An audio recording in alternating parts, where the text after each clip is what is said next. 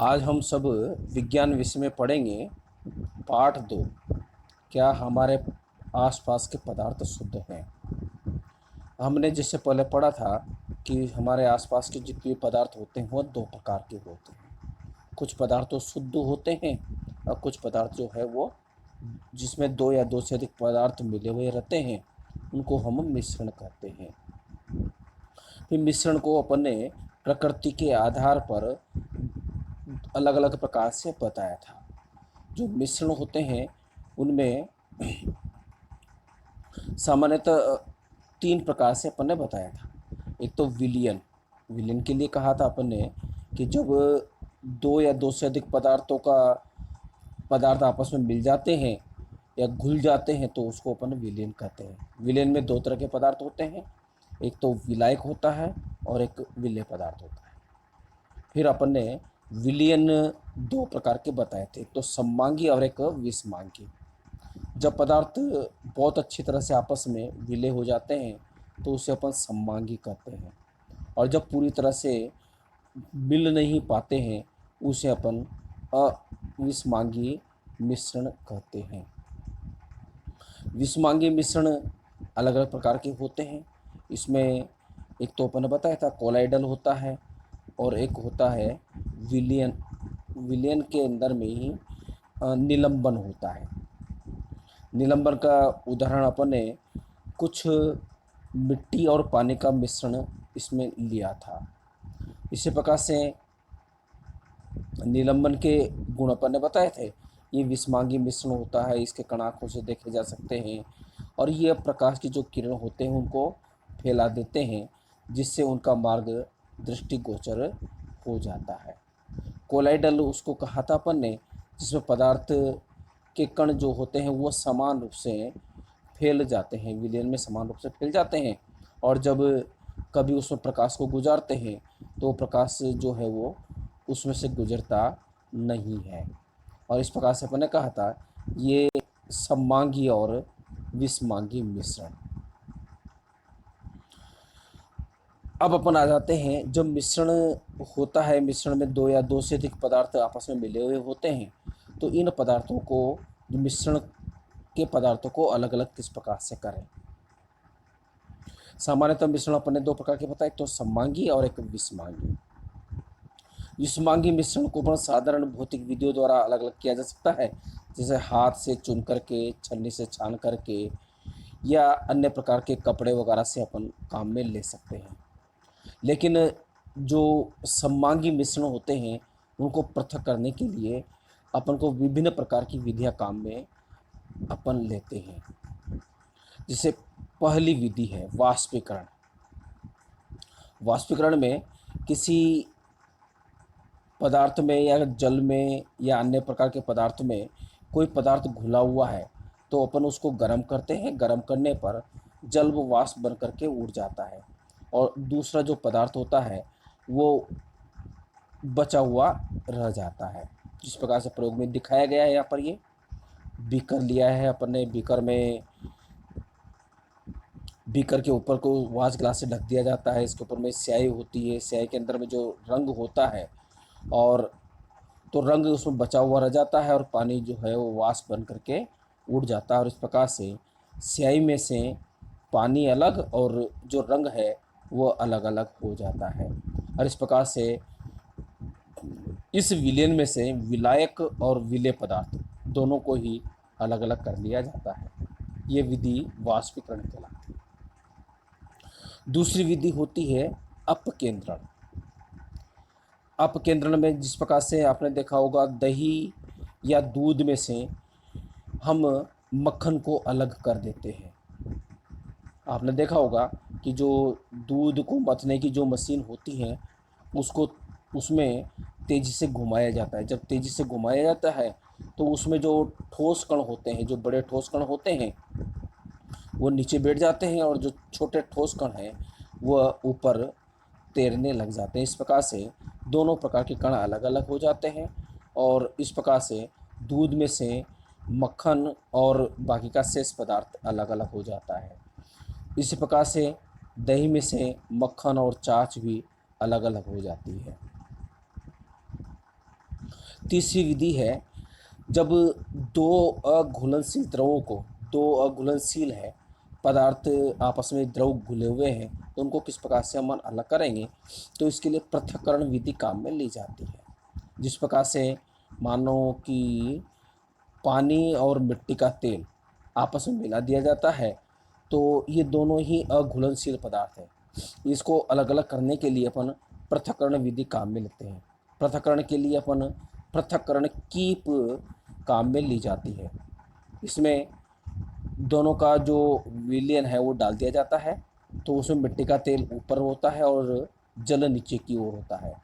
Keep की सहायता से अपन जल को नीचे की ओर निथार देते हैं और ऊपर मिट्टी का तेल बचा हुआ रह जाता है। इस विधि को पृथक्करण कहा जाता है। चौथी विधि होती है ऊर्ध्वपातन। ऊर्ध्वपातन कुछ पदार्थों का इस प्रकार से गुण होता है कि उनको गर्म करने पर वह द्रव अवस्था में न आकर के सीधे ही ठोस, सीधे ही गैस अवस्था में बदल जाते हैं, और इस जो प्रक्रिया होती है इसको ऊर्ध्वपातन कहा जाता है। जिस प्रकार से यहाँ पर प्रयोग में दिखाया गया है कि कुछ पदार्थ इस प्रकार के होते हैं, अमोनियम क्लोराइड, नेप्थलीन, एंथ्रासीन, इन सब में ऊर्ध्वपातन का गुण पाया जाता है। माना कि किसी पदार्थ के अंदर में इस प्रकार का जैसे कपूर और नमक का मिश्रण है। अब इसमें कपूर में ऊर्ध्वपातित पदार्थ होता है, इसमें ऊर्ध्वपातन का गुण पाया जाता है, जबकि नमक में नहीं पाया जाता है। जब अपन इसको गर्म करते हैं तो कपूर वाष्प बन कर के ऊपर उड़ जाती है और नमक जो है वो नीचे बचा हुआ रह जाता है। इस प्रकार से ऊर्ध्वपातन की प्रक्रिया द्वारा कपूर और नमक को अलग अलग किया जा सकता है। पांचवी विधि है क्रोमेटोग्राफी। क्रोमेटोग्राफी में अपन एक ही रंग के अंदर में विभिन्न रंग यदि मिले हुए हैं तो उन रंगों को अपन अलग अलग कर सकते हैं। इसके लिए सामान्यतः एक फिल्टर पत्र काम में लिया जाता है, जैसा अभी यहाँ पर दिखाया गया है। एक स्याही का निशान जो बता रखा है, एक फिल्टर पेपर है और इसमें एक निशान लगा दिया गया, और इसको फिर उस रंग में डाल दिया जाता है जिसमें से अपन को रंगों को अलग अलग करना होता है।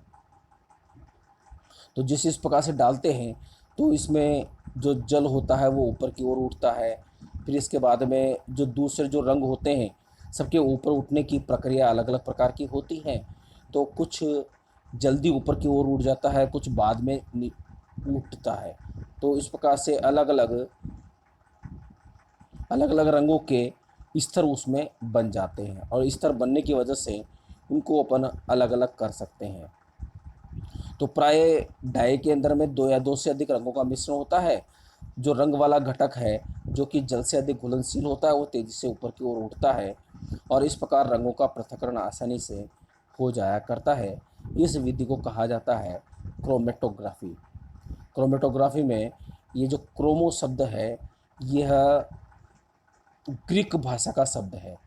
क्रोमो का अर्थ जो होता है वह रंग से होता है, और इसलिए इस विधि का नाम क्रोमेटोग्राफी यहाँ पर दिया गया है। छठी विधि होती है आसवन विधि। आसवन विधि में दो घुलनशील द्रव के मिश्रण को अपन अलग अलग कर सकते हैं, परंतु आसवन विधि में उन पदार्थों को अलग अलग किया जाता है जिनके कथनांक में अधिक अंतर होता है।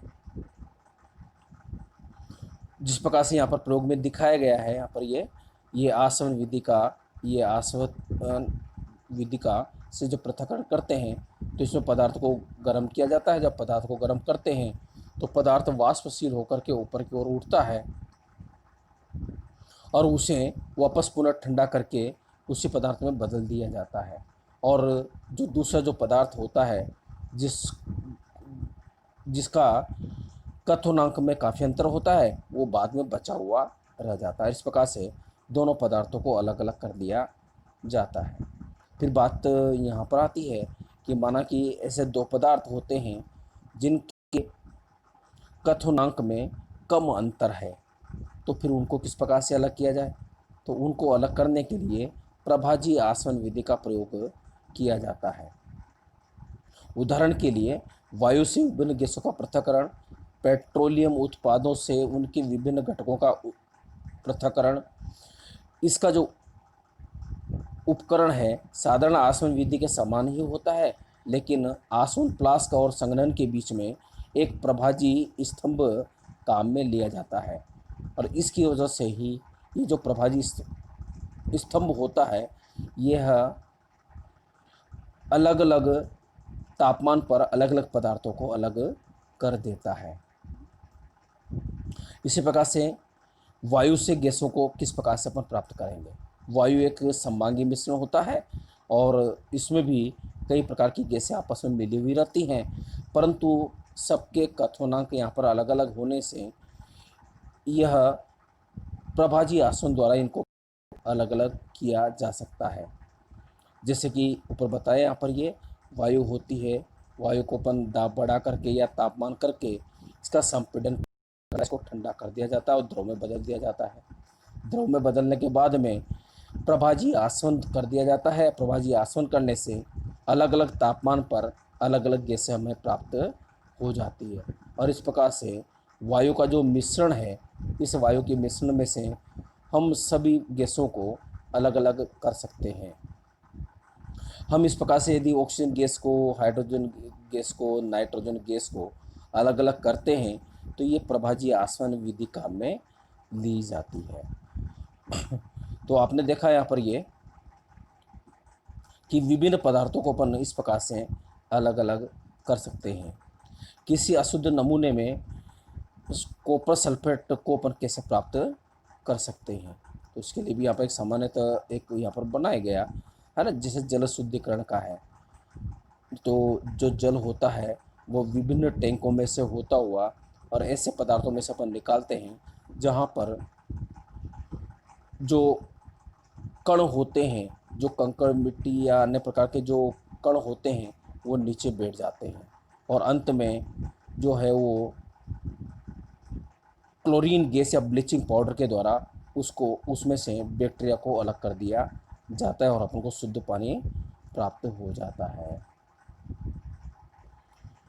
एक होता है विधि क्रिस्टलीकरण। क्रिस्टलीकरण का मतलब होता है किसी भी पदार्थ को अपन गर्म करके या उसमें से पदार्थों को, अन्य अशुद्धों को अलग करके उनके क्रिस्टल्स बना लिए जाते हैं। जिस प्रकार से समुद्र का पानी होता है, समुद्र के जो पानी होता है उसको जब धूप में रख दिया जाता है या उसको गर्म किया जाता है तो उसमें से जल अलग हो जाता है और नमक हमें प्राप्त हो जाता है। जो नमक प्राप्त होता है वो हमें क्रिस्टल के रूप में प्राप्त होता है, और इस विधि को कहा जाता है क्रिस्टलीकरण।